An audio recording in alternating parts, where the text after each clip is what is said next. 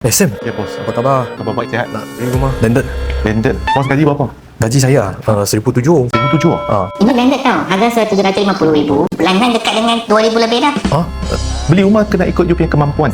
oh, tapi I nak juga Mana boleh loan Boleh tak boleh lulus. dia tolonglah. Boleh tak? Okey dah, tak ada masalah. Jom mai tengok rumah. Ini landed lah. 1,350 square feet. Ada dekat Lipsin. Jalan ni dalam Nepal. Okey, tepi ada super tanker. Oh, apa tu? Oh doi. Okey, rumah ini depan boleh park satu kereta, tak ada masalah lah. You minta saya tolong kan? You Saya tolong you mesti beli ke? Tengok dulu lah macam mana nak tolong. Gaji 1,700 tak ada masalah. You ada OT kan? Kalau tak ada, kita campur dua nama. Dua nama jadi kita campur tiga nama. Oh, boleh campur? Boleh. 3 bilik 2 tandas. So ini landed lah. Orang mesti ingat rumah tanam mesti 1 juta. Ini tak ada. Ini 750,000 saja. Rumah original lah, cantik jugalah. Ni sebelum ni memang tak ada orang duduk Ni yang ingat macam office lah buat macam ni. Oh, office lah.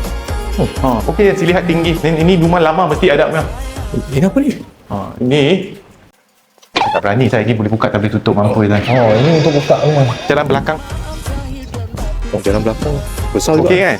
Boleh barbecue dekat sini. Boleh mandi. Sudah mau raya. Kolam sini. So ini rumah 750,000 boleh nego lagi tau. So anggaran lah bulanan lebih kurang 3,100. Tapi owner kata ini harga boleh kurang lagi. Tapi memang okey lah. Gaji saya 1,700 boleh campur dengan orang lain. Campur punya bini pertama atau you punya ahli keluarga. Campur gaji 3-4 lah. Satu rumah boleh masuk 3-4 lama tak ada masalah. Takut tak cukup je.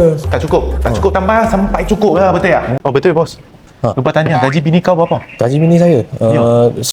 Cukup? Mestilah cukup. Memang Tak cukup bagi lah. tahu awal you kasi tahu gaji 1,700 main. Okey, boleh lah terus beli senam lah. Cukup lah. Memang tak ada problem lah ni. Sap-sap suai lah. 10,000 kan. I on je lah. Okey, terima kasih. Zahir dan Kita makan buat video sampai kau dapat beli rumah. janji tak menjawab bersama.